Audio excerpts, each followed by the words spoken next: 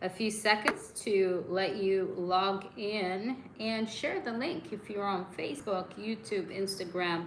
We're all across the social media platforms. So make sure you share. I am going to share some valid information with all of you today.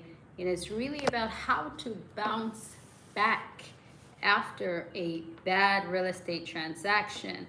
You know, how to stay encouraged in this game. You know, it gets a bit tough when you're unaware of some of these key nuggets from people who've been in the real estate for a while. So how to stay positive and bounce back from a bad real estate deal. So please log in, share it. I want a couple of people to make sure they get this information, because I get asked these questions quite often, especially in real estate, so if you have any questions, please make sure you jot it down in the comment section, and I'm going to answer every question today. All right.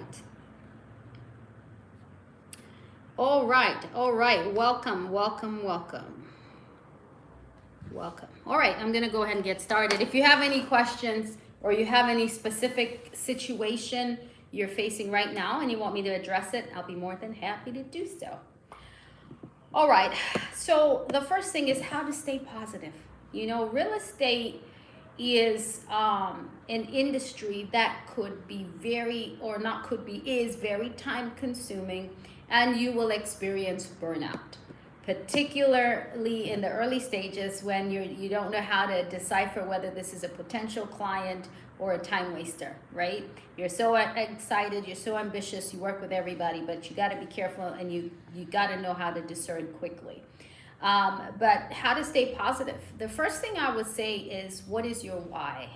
You know, jot that down and ask yourself, why am I doing this? Why am I in real estate? Why am I buying houses, selling houses, helping people buy, sell houses, lands, etc., whether it's commercial or residential? Like why am I doing this? What is the purpose?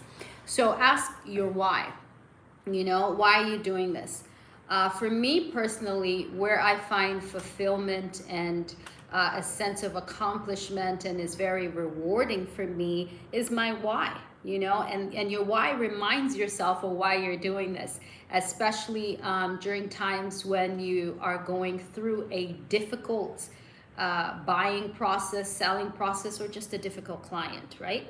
So for me, I really enjoy helping people create wealth through home ownership. It's been a passion of mine for so long.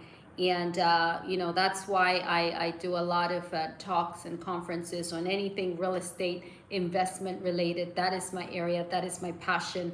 And I love helping people with their home ownership journey, and I strongly believe, and I've done a video on YouTube with Woody Maya, and there I mentioned, I strongly believe that every Ghanaian or every diaspora that has roots in Ghana should own a piece of their homeland, Ghana.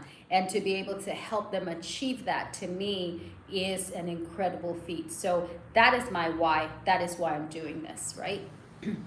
So find out what your why is, and that's what will keep you staying positive.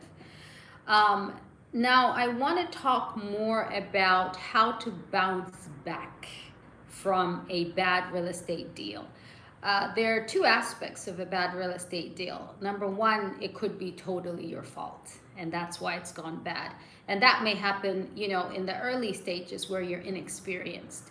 And number two, when it's not your fault, it may be a third party, or another real estate stakeholder or something like that, okay?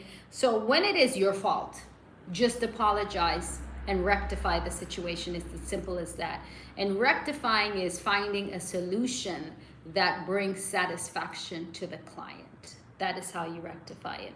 Now, I want to highlight a few things when it is not your fault, right? So you are the real estate broker, you're the real estate agent, you've referred a client to another third party. Could be a developer, could be a builder, could be somebody else that's selling the land, or any sort of transaction.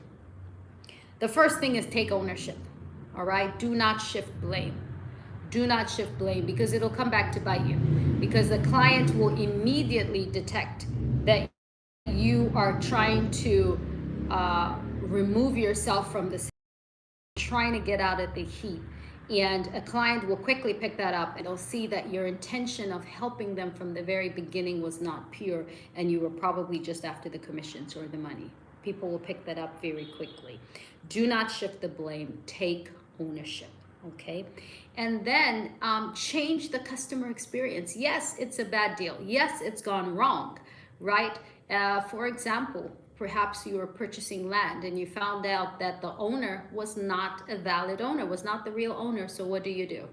You try to retrieve the funds for the client. If you're unable to do that, you probably want to find another plot of land that is comparable to the one you initially, helped sell with the client, but you want to make sure you do your due diligence times 10, because you don't want another bad deal in your record or your portfolio, right? So if something like that happens and the client is angry, rightfully so, empathize. There's a word called empathy, E-M-P-A-T-H-Y, empathy. It means put yourself in that person's shoes. Sometimes when you see it from their perspective, their shoes, it could be their hard-earned monies, it could be retirement funds, it could be their savings that they've saved up for like 10 years, 20 years, whatever it is. Put yourself in their shoes. And a lot of times when they're angry, they're going to end up spilling the beans that this is their retirement money, or this is money they borrowed, they're paying interest on it, or whatever the situation is, they're going to end up explaining that to you. So quickly put yourself in their shoes and try to change the customer experience. Yes, they had a bad deal, but now you can change their experience from bad to good, just simply in the way you react and respond to them. Okay, so that's very important. And there's some clients who are very, very irate, very angry, very erratic. They'll insult you and use all kinds of words. And what I would say is, when they are at that point, just listen.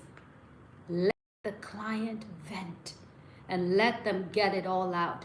Because if you throw fire on fire, you're going to get a bigger fire. And I love the proverb in the Bible that says, a soft word turns away wrath, right? So don't do anger for anger, boot for boot. No, no, no. Take a breather. Sometimes you just have to step away, and encourage yourself. And there are different ways to do that. You can speak to yourself words of affirmation. What I do is sometimes I'll step away and just pray, or just listen to worship, or just listen to scriptures or the word of God or something like that. That will begin to restore my confidence. And first of all, you've got to have confidence to do this, because when people get angry, they're going to say all kinds of things to you. And if you have low self-esteem and you're insecure, it's going to affect you. But I want you to understand that it's not you. A lot of times they're talking about the company that you represent. So understand that, but be very confident in who you are. And sometimes these words of affirmations just remind you of who you